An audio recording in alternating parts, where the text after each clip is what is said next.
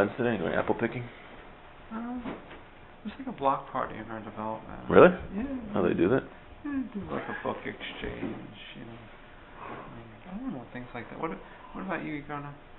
Colo. Oh, you're not gonna go like to a corn maze? I don't think so. You know, pick a pumpkin and things like that. Can I rope you in for mincha if you're not in the middle of your book exchange? We got so much. What? We got so much going on. All right. Keeps you really busy. It's really hard. Got like a whole calendar of stuff all this week. It's good. It's good to be busy. It's a little much, to be honest. I keep telling him, like, no, we can't do this week. We got to do it next week. This is too much this week. It's tiring. All right. Okay, let's get started. Okay, what's going on? All right, so we're in the middle of Kuf Nun Ches, which is page 490 in the bilingual edition. The last thing we talked about last week, is that Hashem controls everything. Every animal, every plant, even things in our lives. The only thing that we have control over is our free will to choose between doing good or doing evil. It says, Hakol bidei shemayim chutz mi yirah shemayim. Everything is from heaven except for yirah shemayim, except for our choices to do good and evil. Now, that doesn't only mean those big choices in life. Are you going to support Hamas? Or are you going to support the Jewish people? But we have thousands and thousands of these choices every day. Am I going to speak Lashon Hara about this person? And am I going to try to focus during davening, or am I going to space out? Am I going to learn a little bit more Torah? Am I going to smile at this person or not smile at this person? So really there's so many different opportunities where it's all dependent on our free will, and that Hashem is not, so to say, controlling us in that scenario. But everything else, right, that happens to us, whether we're going to make a parnasa and different things that occur to us, that's all bidei shemayim. That's all based on what Hashem does, and we have no control over that. We only have control of yirah shemayim. So continues the Ramchal, V'tira, kama kavod gadol cholak habari baruch hu ala tzadikim. Look how great the honor is that Hashem bestows on the righteous. Shechashvim l'shut v'nei love. Hashem considers righteous people his partners in the world. Ukamosha Amr Zarazal, like the rabbis say, is in the Zohar, Ami ata, you are my people. Imi ata, meaning you, and you can read it as you are with me. Ki ba'emes chelek hiniach lehem b'tikuna shel olam u'b'shichul habriya. Hashem gave people a portion in the rectification and completion of the world. Ukamosha b'yarnolel, like we explained earlier. So we find that the rectification of the world is split up between Hashem and the righteous. Meaning through us choosing to do the right thing, we rectify the world, and we recognize that Hashem is one. The world comes to recognize that Hashem is Echad, Hashem is one, and that's our portion in the rectification of the world. Hashem didn't make the world that only He's going to rectify it, but we're His partners in that. So that's a great honor. We have a great mission to do in the world. She'einu nishlam ela b'shneim. It's only completed with the two of them, with Hashem and with us. It's like, so to say, that the Jewish people are a bride that desires her husband. That's because we have a portion in the rectification of the world, like we explained. So we can hold our head up high. Because it says that somebody who eats from what's not his, he's embarrassed to look that person in the face. I mean, when someone gives you a present and you didn't earn it, it's embarrassing. It has a tinge of embarrassment. So since we have a portion in the rectification in the world, and we, so to say, earned it, we have a simcha, we have a happiness, and we can hold our head high. Compared to the neshamas that come to the world before, the neshamas in Olam Haba, before they come to the world in Olam Haza,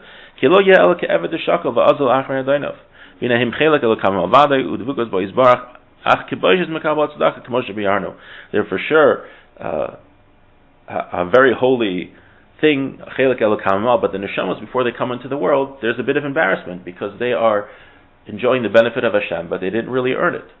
When someone comes in this world and he faces challenges and he has to overcome those challenges on his own because he has free will. Hashem doesn't force him to overcome the challenges, but it's only his decision that allows him to overcome those challenges. In such a case, the person is not embarrassed, and he, in the next world, will benefit from Hashem without that embarrassment. Whereas neshamas, before they come into this world, they're just getting enjoyment from Hashem, but they didn't earn it. So there's an element of embarrassment. That's why Hashem created the world in the whole first place. Because, as the Ramchal writes in Mesil Shesharm, Hashem wanted to bestow the greatest pleasure possible to His creations, and the greatest pleasure possible is when a creation earns that pleasure himself. Umashul no himshul inyan zeharashmi. The Rav Shimon Bar Yochai in the Zohar says a parable to this. Inyan his palal of his baruch, someone who's davening to Hashem. Amar sheyesh mishu ke'eved she'eno kol kach aviv lifnei melech. You could have a servant that isn't so beloved by the king. Shema afrei hamelech yisas kolo lehischanin lefanav al davar ma. V'hamelech yigzor omer ve'itnu she'lo. So when the servant asks for something, the king will tell him and he'll grant his wishes. Lo yosef hamelech es panav elav v'lo yalibo. But the king doesn't look at the servant. He just says, yeah, you can have whatever you want. When you have other servants that are beloved by the king, the king receives them with a pleasant demeanor. He looks at him, and he speaks with that servant as much as he wants. This is how it says about Moshe and the Jewish people. That Hashem spoke face to face. And Hashem spoke to Moshe face to face. Just like a friend, just like someone speaks to his friend. There are different levels that Hashem connects with us.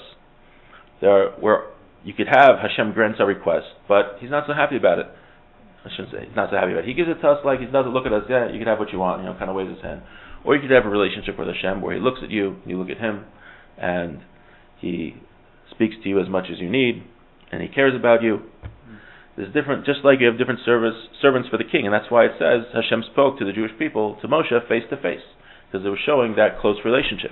Like it says in Berachos Kohanim, like we say on Yantiv, Ya'er Hashem panav elecha, Hashem should turn His countenance to you. What does it mean to turn? Because we want that personal, close relationship. In another place it says, so I saw him from the back, but I did not see his face. This is natural. The two friends that are very close, they look at each other. And this shows the closeness between them. But two people that are not as close, they look away from each other a little bit.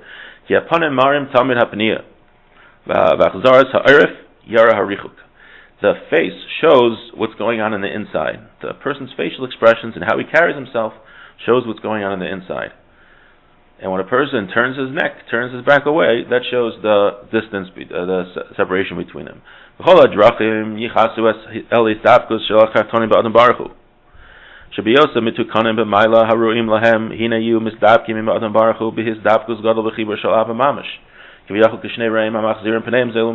Jewish people have the proper connection to Hashem, it's like two close friends that are looking at each other. But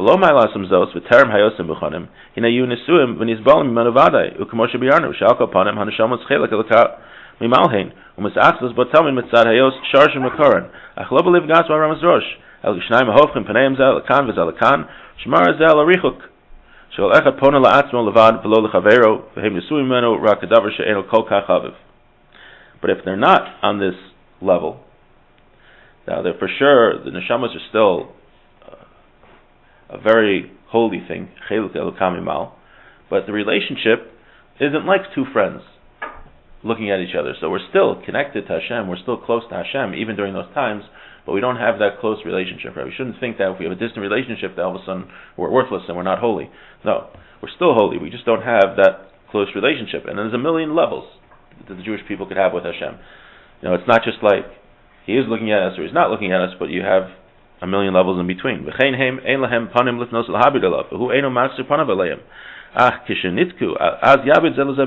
the Jewish people rectify themselves and the relationship is restored, they look at each other through love. As it says,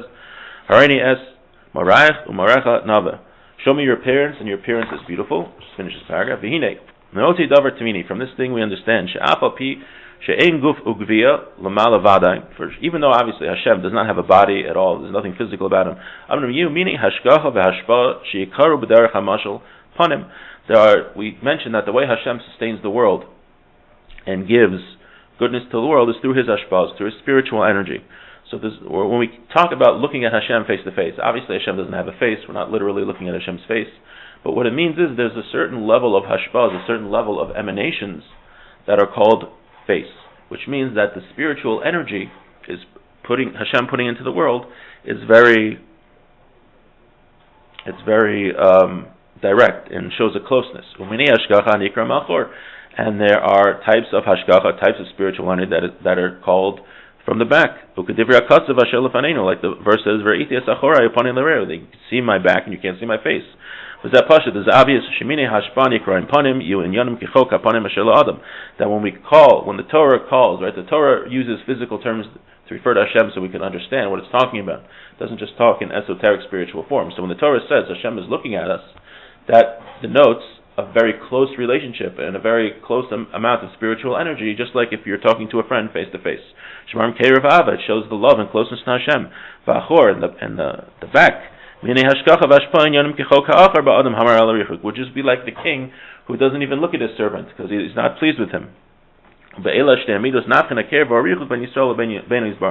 through these two attributes, these two ways that Hashem deals with us, we can see the closeness or the distance between us and Hashem. So we learned that again, that everything that happens in the world is controlled by Hashem except one thing, our decision to do between good and evil.